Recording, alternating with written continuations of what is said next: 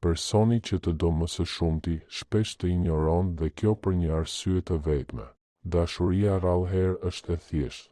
Ajo nuk përbëhet vetëm nga të qeshurat, vëmendja e pafundme ose konfirmimi i vazhdueshëm. Ndonjëherë ajo do të thotë heshtje, ndonjëherë distancë, dhe shpesh pas dashurisë fshihet kjo e vërtet paradoksale. Personi që të do më së shumti është nganjëherë edhe ai që të injoron më së shumti. Në fillim duket mizore, konfuzuese, pothuajse e padurueshme. Pse dikush që thot se të do, që të jep ngrohtësi dhe të bën të ndihesh qendra e botës së tij, pa pritur bëhet i ftohtë? Pse nuk të përgjigjet menjëherë në mesazhe? Pse nuk hap telefonin ose duket i largët pikërisht atëherë kur ti kërkon afërsi? Përgjigjja qëndron në një fjalë të vetme: frikë. Jo urrejtje, jo mërzi, jo mungesë interesi, por frikë. Frikë se mos të humbet, frikë të jetë i pambrojtur, frikë nga ndjenjat që janë aq të forta, sa vështirë për t'u përballuar. Dashuria nuk është gjithmonë e butë. Për shumë njerëz ajo ndihet si zjarr ngrohës, por edhe i rrezikshëm. Sa më thellë dikush të do, aq më emocionalisht i varur bëhet nga ti. Ti mban fuqinë për t'ia ngritur shpirtin ose për ta thyer atë. Kjo barë sjell frikë. Sa më pranë të ndihet, aq më i pambrojtur bëhet.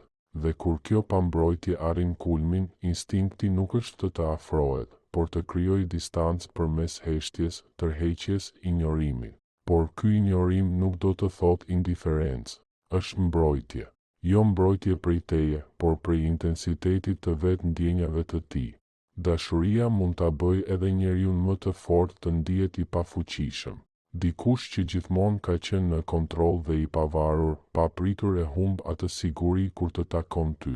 Emri yt në ekran ia ndryshon rrahjet e zemrës. Gjendja e tij shpirtërore varet nga afërsia me ty. Kjo është e vështirë për t'u duruar. Që të gjej sërish ekuilibrin e brendshëm, ai tërhiqet. Të injoron jo për të lënduar, por sepse po lufton me veten.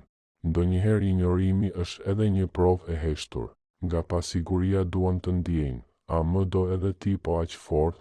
Ata tërhiqen, krijojnë heshtje, për të parë nëse do t'i kërkosh, nëse do ta vëresh mungesën e tyre. Për ta, reagimi yt në heshtje është dëshmi e dashurisë sate. Por ekziston edhe një ironi e dhimbshme. Kush do më shumë, friksohet më shumë nga refuzimi. Çdo fjalë, çdo gjest i yt mund të ketë peshë të madhe. Një pakujdesi e vogël mund ta thyejë.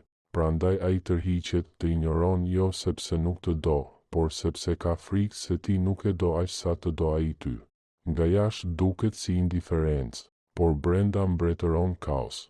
Ata mendojnë vazhdimisht për ty, shkruajnë mesazhe dhe i fshin sërish, shikojnë fotot e tua, shpresojnë për një shenjë jete. Sa më shumë të injorojnë nga jashtë, aq më shumë janë të pushtuar prej teje nga brenda.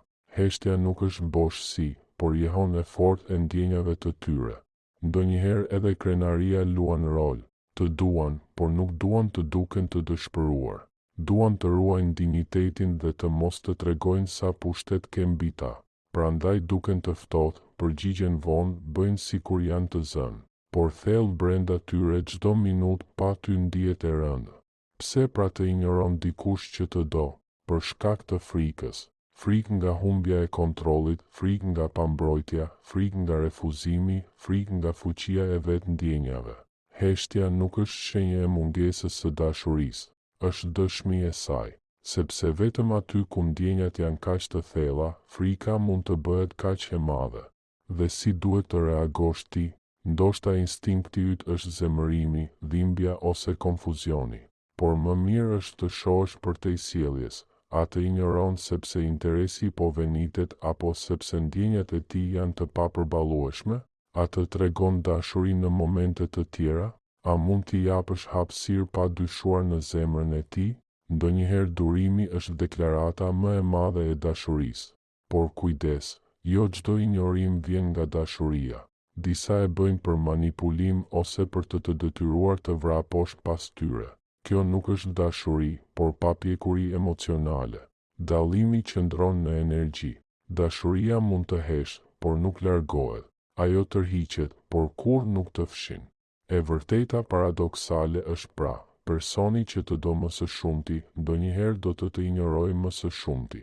Jo sepse zemra e tij është bosh, por sepse është e mbushur deri në skaj. Jo sepse nuk të do, por sepse të do aq shumë sa e frikson. Heshtja e tij nuk është refuzim, por dëshmi e asaj sa shumë i vlen ti.